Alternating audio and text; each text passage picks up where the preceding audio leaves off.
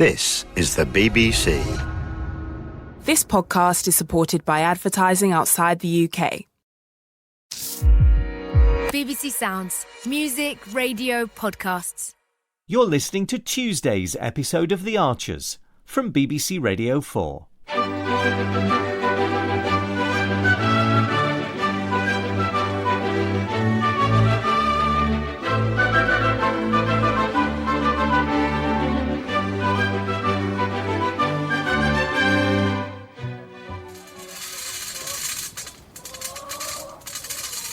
Hiya. Oh, it's you. Were you expecting someone else? Alistair. Oh. Didn't he come yesterday? Yes, but he had to take samples and go away and do tests. Oh. So you still don't know what the problem is? No, not for certain. Oh, Josh, I'm sorry. I have a pretty good idea, but... well, I have to wait for Alistair to confirm. Yeah, but I know what it's like, the waiting. It's just... oh, it's stressing me out. Better to know than not. Yeah, I guess. Anyway, how's Auntie Shula? Oh, she's okay. Mum said you were going to collect her from the hospital. Yeah, I took her back to the stables and Gran's there with her to make sure she's fed and watered. But it's just a broken arm? Yeah, she got off pretty lightly. Although she looks a bit of a mess. A great bruise all down the side of her face. So why did they keep her in overnight? Because of the concussion. I see. She still seems a bit sort of dazed. Keeps fretting about this ordination placement thing she's supposed to be going on. Oh, she was looking forward to that. Well, it'll get postponed for a few weeks, that's all. Your mum said it was all right for me to come through. Susan, yes, of course. She's just making some tea. Come and sit down. Oh, thanks. Brought Martha with me. Hope that's all right. Yes, of course. I'll put her down here, shall I? Where you can see her. Oh, isn't she a sweetie? When she's asleep, yes. Oh, just wish she'd learned to do it at night time. Oh, that's babies for you, isn't it? Yeah. Anyway, how are you, Shula? Well, a bit bruised and battered, as you can see. Hardly surprising, but I'm really glad you're okay and it wasn't anything worse.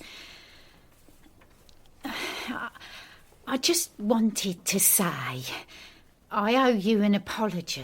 Whatever for? Well, that time you came round to our house a couple of weeks ago, do you remember? Neil and I were having a bit of a barney and, well, I'm afraid I wasn't very polite. Oh, don't worry about that. I obviously caught you at a bad moment. Yeah, well, there's been quite a few bad moments recently. Oh, I'd forgotten just how exhausting it is having a small baby. I know. But it's been on my conscience how rude I was to you. And I wanted to say sorry.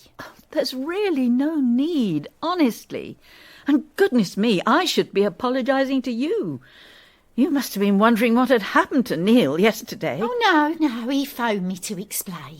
He not only followed me to the hospital, but he waited all that time I was in A&E, which must have been, several hours. He'd have stayed all night if they'd let him. Oh, it was so kind of him. Yes, well, that's our Neil. I just wondered, what was so urgent that you had to phone him from your horse? Oh, such a stupid thing to do, I know, but... well, he was supposed to be coming to help with my shed yesterday evening. Was he? And I had so much else on, I needed to cancel him. Oh, he never told me. Oh, didn't he?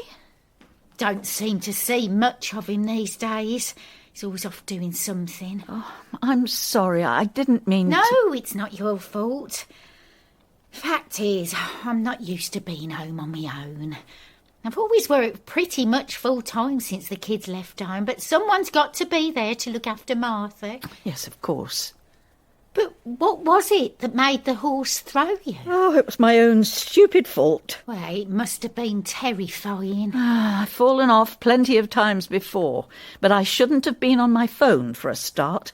I was trying to do half a dozen things at once and, oh, well, this is the result. Infectious bronchitis.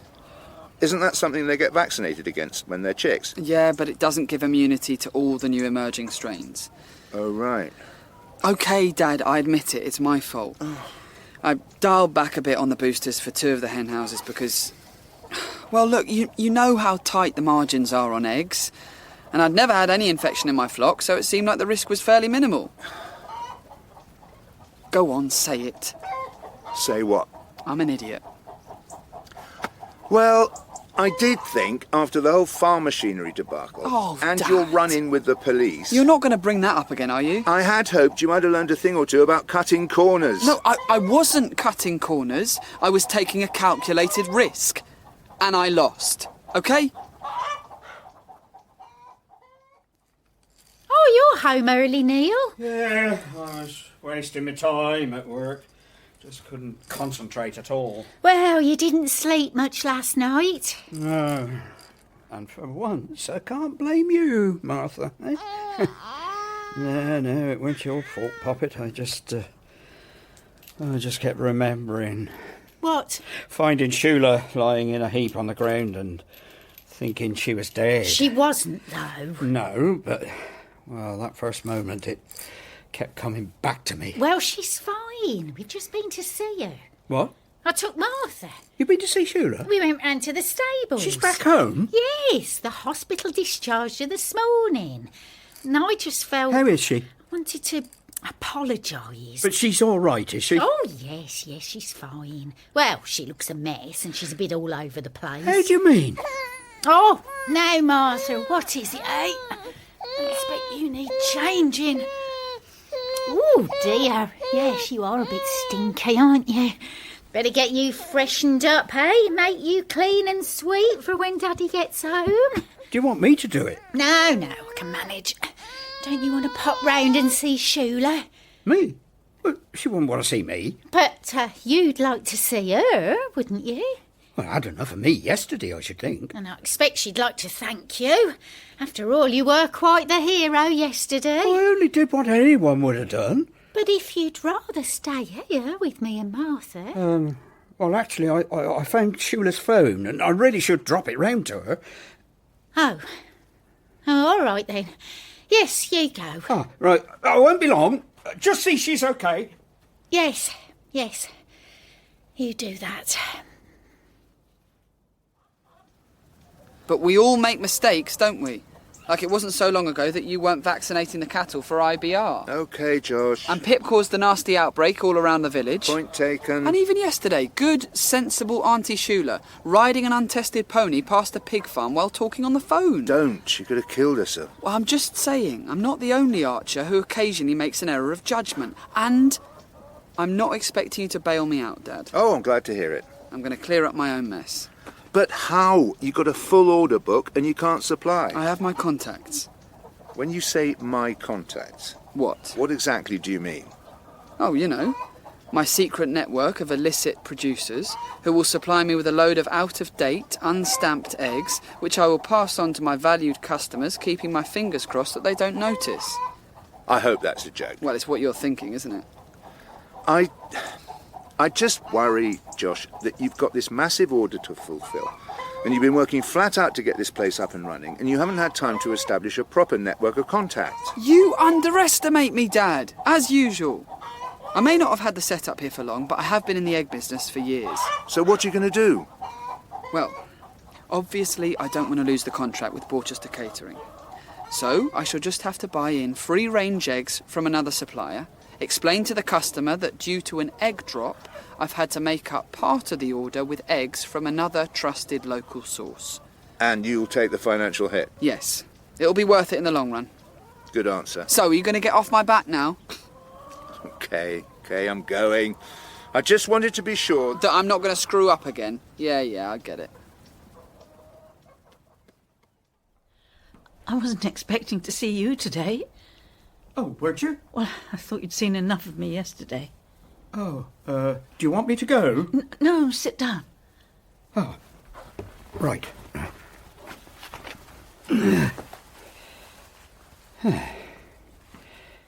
I found your phone. Oh, Neil. The screen's badly cracked, I'm afraid, but it still seems to be working. Really? That's a miracle. Thank you so much. I'm glad to be of service. Mind you, if it hadn't been for the phone, I probably wouldn't have... I drum it into my clients at the stables. When on horseback, you do not use your phone. But you said it was the smell of the pigs upset the horse. That's the other thing. Well, we were moving weaners yesterday. Maybe the smell was worse than usual. I'm so used to it I don't notice anymore. The pigs aren't to blame, Neil. What happened was entirely my fault. I'm just so thankful you were there. Me too. I keep thinking, suppose I hadn't been. Suppose no one had seen you fall. Oh, don't. Then you'd have just been lying there unconscious. Don't even go there. And even when you came round, you were quite confused. And no phone, well, you could have been there for hours and nobody would have known. I'm sorry. Sorry, I shouldn't go on about it. I didn't sleep much last night. I'm knackered, that's all. And these past few weeks, well, things haven't been easy with Christopher and the baby and everything. Yes. You've got enough on your plate, Neil, without worrying about me. But I do worry about you, Shula. And let's face it, you're not going to be able to cope on your own. I'm sure the family will rally round. Oh, yeah, of course they will. They usually do. But so will I. Any time you need a hand, just give me a call, OK? That's very kind of you, but I'm a bit worried that, well, people are beginning to talk. Beginning to talk? About you and me. There's been gossip. What sort of gossip? It was something Alistair said to me. And anyone else felt the need to share their opinion too?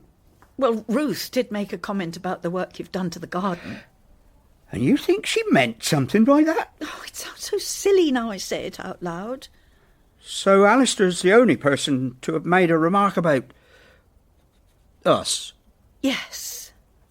Well, I hardly think that counts as gossip, Shula. But what with the gardening and Kira's lessons, I think he thought we were spending a lot of time together. Oh, I've never heard such nonsense in my life. Yes, I know it sounds ridiculous. Now, come on, Shula. You've had a nasty scare, and that's bound to make you feel a bit, mixed up. Yes. But you and me, we've been friends since we were teenagers. And if old friends can't give each other a lift in times of trouble, then, well, I don't know what the world's coming to. But if you don't want me here, you've only got to say. Oh, Neil, of course I want you here. It's always good to see you. Well, that's settled then. Whenever you need a helping hand, you just pick up that phone and call me. OK?